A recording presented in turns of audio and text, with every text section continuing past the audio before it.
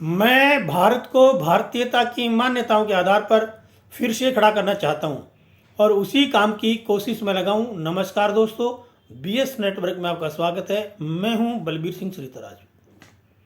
Video शुरू करने से पहले मैं आपको एक सूचना देना चाहता हूं और ये सूचना ये है कि 30 नवंबर को राजीव भाई दीक्षित जी की जन्म जयंती है और उसी दिन उनकी पुण्यतिथि भी है।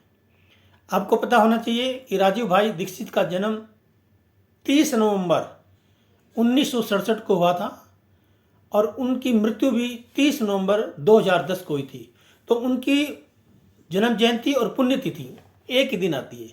तो मेरी आप सभी देशवासियों से विनती है कि अपने अपने तरीके से अपने घरों में या अपने मोहल्ले में छोटा मोटा प्रोग्राम बना करके और उनकी विचार गोष्ठी, राजीव दीक्षित भाई की जो ना विचार गोष्ठी का एक छोटा मोटा प्रोग्राम बना कर अपने अपने मोहल्ले में, अपने अपने शहर में, अपने अपने गांव में उनकी जन्म जयंती और पुण्यतिथि पूरा देश, पूरा भारत मनाए और उनको पुष्पांजलि अर्पित करके उनको सम्मान दे, ताकि भारत के अंदर राजीव भाई दीक्षित जैसे इस आधुनिक भारत के अंदर और भी इसे ऐसे क्रांतिकारी पैदा होते रहें और भारत का नाम रोशन करते रहें। तो अभी बात करते हैं आज के वीडियो में गांधी जी के बारे में। गांधी जी को आप जब जानते ही हैं, आप ही नहीं जानते, पूरा विश्व गांधी जी को जानता है। गांधी जी के बारे में आपने बहुत कुछ सुना होगा, लेकिन आज मैं आपको कुछ ऐसे तथ्य बताऊंगा जो शायद बहुत से लोगों ने सुने नहीं होंगे। आपको पता है कि गांधी जी का जन्म 2 अक्टूबर 1869 को पोरबंदर, गुजरात में हुआ था। उनके पिता का नाम करमचंद गांधी था और गांधी जी का नाम मोहनदास करमचंद गांधी था। के गांधी बोलते थे। महात्मा गांधी के पिता को काबा गांधी के नाम से भी जाना जाता था, कहीं के लिखा हुआ है काबा गांधी। काबा गांधी भी गांधी जी के मोहनदास के जो पिता थे करमचंद गांधी, उनको काबा गांधी के नाम से जानते थे। उनकी माता का नाम था पुतली बाई और उनकी वाइफ का नाम था कस्तूरबा बाई, जिनको बाबी बोलते थे। महात्मा गांधी पढ़ाई में एक एवरेज थे, अच्छे थे पढ़ाई लिखाई के अंदर। और उनके पिताजी दो थे करमचंद गांधी, वो राजकोट के दीवान थे। ये भी बहुत लोगों को पता होगा। लेकिन जैसे गांधी जी 18-19 साल के हुए तो गांधी जी के मन में विचार आया कि मुझे वरिष्ठी करनी है। तो गांधी जी को जब वरिष्ठी करने का विचार आया तो गांधी जी ने वरिष्ठी करने के लिए सोचा। तो गांधी जी वरिष्ठी करने वहाँ गए जहाँ से अंग्रेज आए थे, इंग्लैंड में। तो गांधी जी वकालत करने के लिए भारत से इंग्लैंड चले जाते हैं, क्योंकि गांधी जी बहुत अच्छे खानदान से, बहुत खाते पीते घर से थे, पैसे की कोई कमी नहीं थी, सारे हर प्रकार के ठाट बाट थे, तो इस प्रकार की कोई दिक्कत तो थी नहीं। तो गांधी जी वरिष्ठी करने, वकालत करने इंग्लैंड चले जाते हैं 1889 में। 1889 में गांधी जी इंग्लैंड जाते हैं और 1889 से लेके और 89, 90, 91 में 3 साल के लगभग जो है ना 91 में गांधी जी जो है ना वरिष्ठी पास करके वापस में जो है ना भारत आ जाते हैं। लेकिन गांधी जी ने जैसे सोचा था कि जैसे वकील वो जो बनना चाहते थे, वकील तो बन गए थे वो, लेकिन वकील बनकर इनको जो वकालत करनी चाहते थे वो वैसा काम उनको मिला नहीं यहाँ पे, कि वो एक बहुत हाई प्रोफाइल नामी ग्रामी वकील बनना चाहते रहो, अच्छे अच्छे जो ना मुकदमे वो लड़ना चाहते थे। मगर इस प्रकार का यहाँ पे कुछ उनको इस प्रकार के कोई मुकदमे मिले नहीं। कुछ उन्होंने केस लड़े बॉम्बे के इलाके में, राजकोट के इलाके में, छोटे मोटे केस उन्होंने लड़े। लेकिन वो जो केस जो लड़ना चाहते थे, जो जैसे वो वकील बनना चाहते थे, वैसा केस उनको यहाँ मिला नहीं। तो फिर उसके बाद में दादा अब्दुल्ला से वो मिले, मुझसे मुलाकात हुई। तो दादा अब्दुल्ला ने गांधी जी को बोला कि आप एक नए नौजवान युवा हैं और नए नए अभी अभी आपने वरिष्ठी की नहीं, बहुत अच्छे वकील हैं आप, तो आप जो है ना साउथ अफ्रीका जाइए, क्योंकि हमारा एक कोई केस उलझा हुआ है और वो केस हमें लड़ना है और वो केस आप हमारा संभालें। तो गांधी जी ने दादा अब्दुल्ला के इनवाइटेशन पे गांधी जी जो है साउथ अफ्रीका चले जाते हैं। अपना बोरिया बिस्तर बांध करके गांधी जी 1893 में कहाँ चले जाते हैं? South Africa. लेकिन साउथ अफ्रीका जाने से पहले गांधी जी ने जैसा सोचा था वहाँ पे वैसा नहीं मिला वहाँ पे, क्योंकि उस समय गांधी जी के पास तो कोई कमी नहीं थी, अच्छे संपन्न परिवार से थे। उनके पिताजी राजकोट के दीवान थे, पैसे भी थे, हर चीज़ थी उनके पास में। अच्छे इंग्लैंड में रहने के दौरान भी जब उन्होंने बैरिस्ट्री करी तब भी अच्छे उनके पास पैसे वैसे की कोई कमी नहीं थी, खाने पीने की कोई कमी नहीं थी। तो इस प्रकार से उन्होंने सोचा नहीं था। लेकिन भारत उस समय जो ना बहुत कठिन दौर से गुजर रहा था, मगर उस कठिन दौर को गांधी जी ने देखा नहीं था। तो गांधी जी जो है 1893 के अंदर जो है ना दक्षिणी अफ्रीका चले जाते हैं दादा अब्दुल्ला के कहने से। तो वहाँ जाने के बाद में दादा अब्दुल्ला की एक हियरिंग थी कोर्ट के अंदर। तो हियरिंग थी तो गांधी जी जो थे उस समय गांधी जी नहीं थे ये, उस समय थे एक बहुत नौजवान युवा थे, एक नौजवान वकील थे, वरिष्ठर थे। गांधी जी तो बाद में बने हैं और बाद में गांधी जी ने एक मीटिंग में कहा भी है, I was born in India but I was made a Gandhi in Africa. ये गांधी जी ने एक बार अपनी मीटिंग में कहा कि पैदा तो मैं भारत में हुआ हूँ लेकिन अफ्रीका ने मुझे गांधी बनाया है। वहाँ पे उनकी एक हियरिंग थी और हियरिंग में वो सूट बूट पहन करके वो तैयार होकर के कोर्ट जाने के लिए उनको ट्रेन पकड़नी थी। डरबन से प्रिटोरिया के बीच में एक शहर था कोई, उस शहर के अंदर उनको जाना था, उतरना था। और गांधी जी सूट बूट पहन करके एक वकील की जो वेशभूषा होती है उसके अंदर फर्स्ट क्लास की टिकट लेकर के ट्रेन में बैठ जाते हैं, फर्स्ट क्लास के डब्बे के अंदर। डरबन से प्रिटोरिया के बीच में उनको उतरना था। वहाँ जैसे ही वो फर्स्ट क्लास के डब्बे में बैठते हैं तो 2-4 गोरे अंग्रेज आ जाते हैं और वो गोरे अंग्रेज गांधी जी को कहते हैं कि तुम इस डब्बे में कैसे बैठे हो, ये तो गोरे लोगों के लिए, तुम काले लोग हो, तुम तो काले हो, काले लोग इस डब्बे में नहीं बैठ सकते हैं। तो गांधी जी ने कहा कि क्यों नहीं बैठ सकता, मैंने टिकट लिया है, मेरा अधिकार है इस डब्बे में बैठने का, इस डब्बे में बैठ के सफ़र करने का। गांधी जी उनकी बहस हो गई। उसके बाद वो 4-5 जो गोरे अंग्रेज जो थे वो सारे मिल करके रास्ते में गांधी जी को ट्रेन से धक्का मार करके उतार देते हैं और फिर गांधी जी का जो सामान है वो गांधी जी के ऊपर फेंक देते हैं। और वो स्टेशन जहाँ पे इसको गांधी जी को फेंका था उस स्टेशन का नाम था पीटर मारिट्सबर्ग स्टेशन। तो पीटर मारिट्सबर्ग स्टेशन के ऊपर गांधी जी को इन्होंने धक्के मार के उतार दिया, उनका सामान भी फेंक दिया। पूरी रात कहते हैं कि गांधी जी बहुत ठंड में ठिठुरते हुए पूरी रात वहाँ पर बैठे रहे। तो गांधी जी ने अपने जीवन में कभी भी ऐसा वाक्य अपने साथ नहीं देखा था, क्योंकि अमीर घराने से थे। जब इंग्लैंड गए थे वकालत करने के लिए तब भी ऐसे ठाठ बाट से उन्होंने वकालत की थी और इस प्रकार की बेइज्जती उन्होंने कभी देखा नहीं था। तो गांधी जी इस वाक्य से अंदर तक टूट गए, बहुत बुरी तरह से गांधी जी टूट गए, बहुत अच्छी तरह उनको बहुत झटका लगा और वो उनकी आत्मा जो है ना अंदर से खंड खंड हो गई। उन्होंने जो देखा था वहाँ पे, जो सोचा था वो वहाँ अफ्रीका में नहीं मिला। उसके बाद में गांधी जी ने क्या काम किया कि गांधी जी आपको पता है कि पहले उदारवादी थे। तो गांधी जी ने वहाँ पे चिट्ठियाँ लिखना शुरू की महारानी ब्रिटेन को, कि उन्होंने सोचा होगा कि गांधी जी ने सोचा कि शायद रानी विक्टोरिया को या जो अंग्रेज अधिकारी उनको पता ही नहीं होगा कि यहाँ पे इस प्रकार का भेदभाव हो जाता है, इस प्रकार का अत्याचार करते हैं गोरे और काले के अंदर। तो उन्होंने अपनी उदारवादिता दिखाते हुए काफ़ी चिट्ठी पत्र लेटर लिखा, लेकिन उनका कोई रिस्पॉन्स नहीं मिला। तो गांधी जी समझ गए कि जो मैं सोच रहा था वैसे अंग्रेज नहीं है। फिर गांधी जी की आत्मा बहुत बुरी से टूट गई और गांधी जी का जो उदारवादी का जो स्टेप था वो आगे चला गया। फिर उस उदारवादी स्टेप से एक स्टेप आगे गांधी जी चले जाते हैं। फिर 1893 में गांधी जी साउथ अफ्रीका गए थे। ये एक साल के अंदर 1894 में गांधी जी ने इन सब का बदला लेने के लिए, इस भेदभाव के प्रति ये जो उन्होंने किया था, इस प्रकार का जो उनके साथ में जो एक बदतमीजी की थी अंग्रेजों ने, उसके खिलाफ जो है ना गांधी जी ने 1894 में नटाल कांग्रेस बनाई। और वो नटाल कांग्रेस इसलिए बनाई ताकि भेदभाव के खिलाफ लड़ने के लिए गांधी जी ने वहाँ पे साउथ अफ्रीका में नटाल कांग्रेस बनाई। और उस नटाल कांग्रेस के माध्यम से गांधी जी ने क्या काम किया कि जो भेदभाव जो करते हैं उस भेदभाव के खिलाफ जो है ना काम करना शुरू कर दिया गांधी जी ने।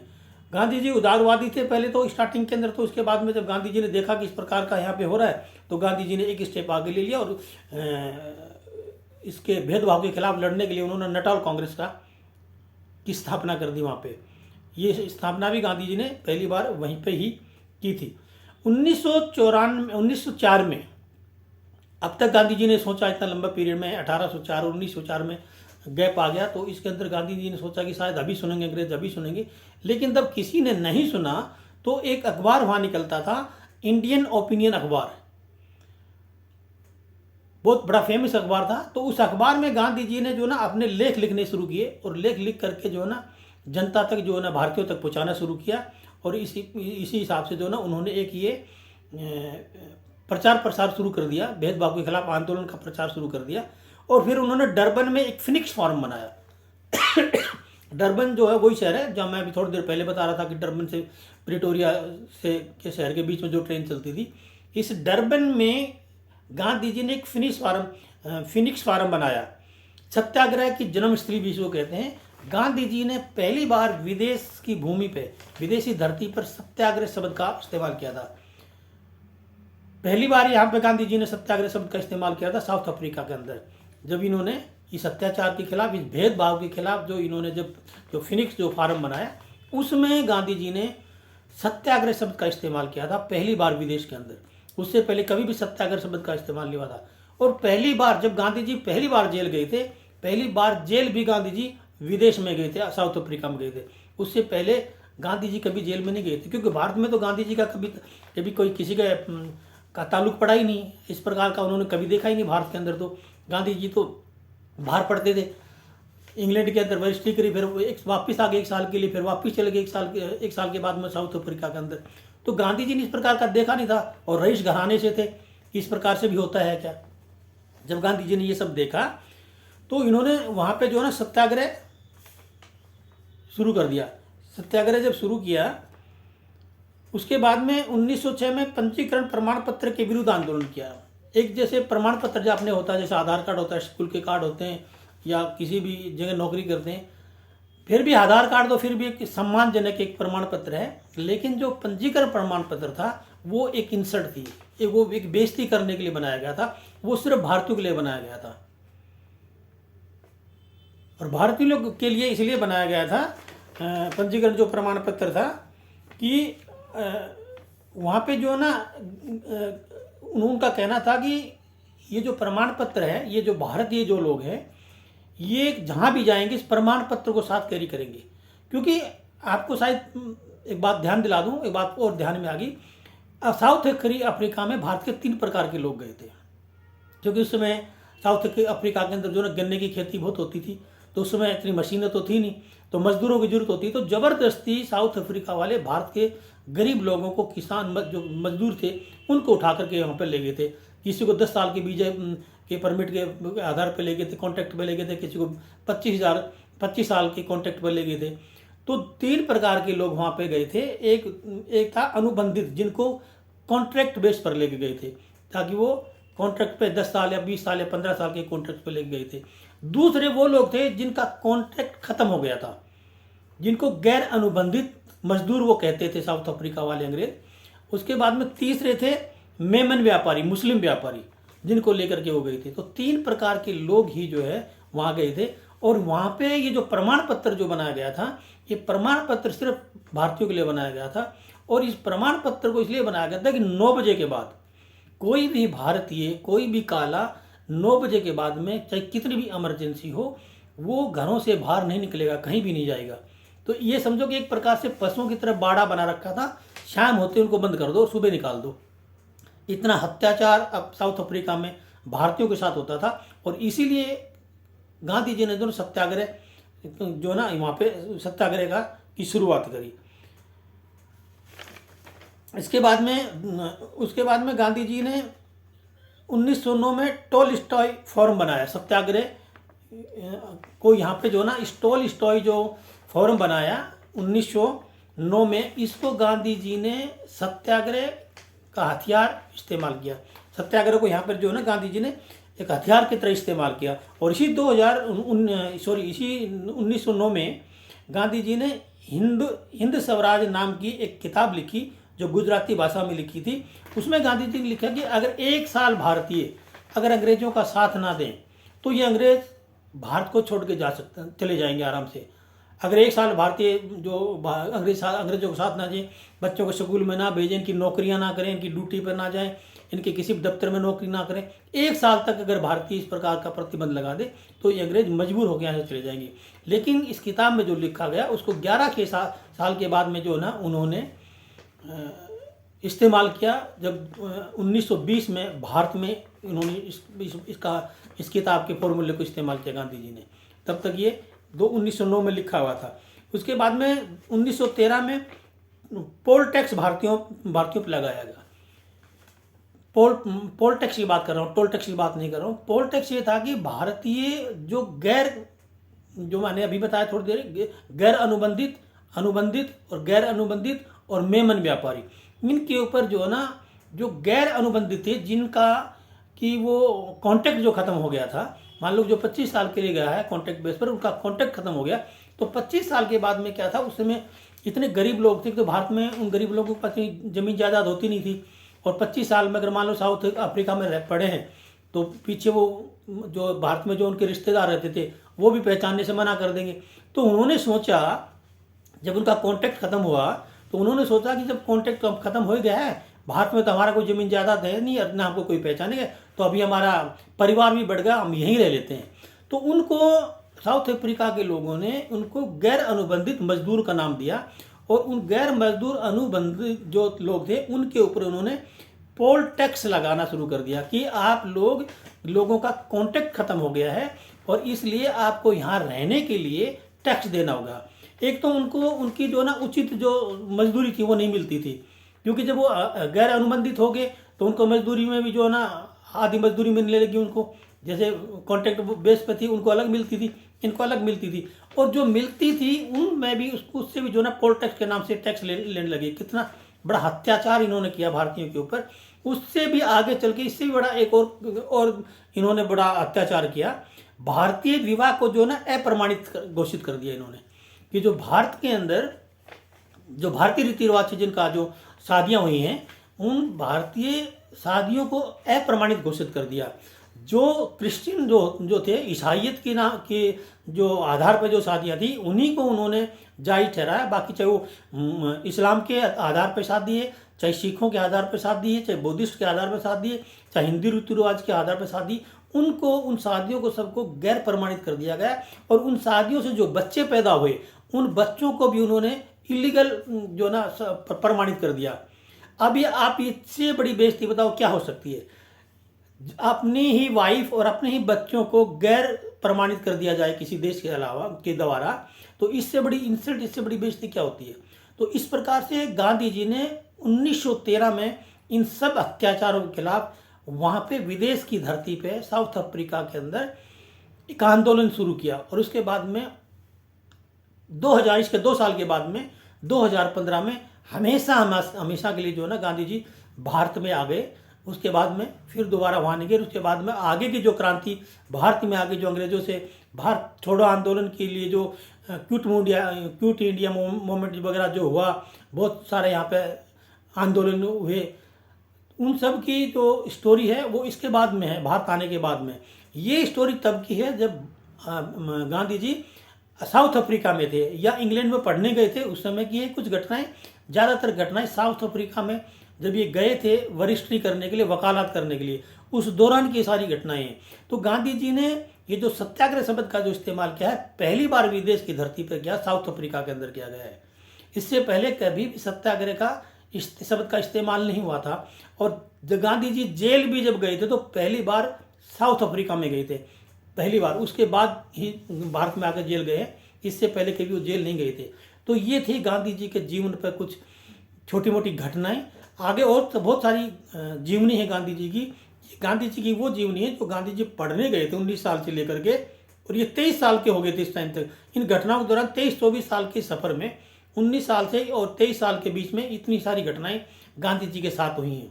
तो ये गांधी जी के उस पीरियड की घटनाएं हैं जो पढ़ने गए थे और पढ़ने से वापस आए, और वापस आके वकालत करके फिर साउथ अफ्रीका में गए हैं वकालत करने के लिए।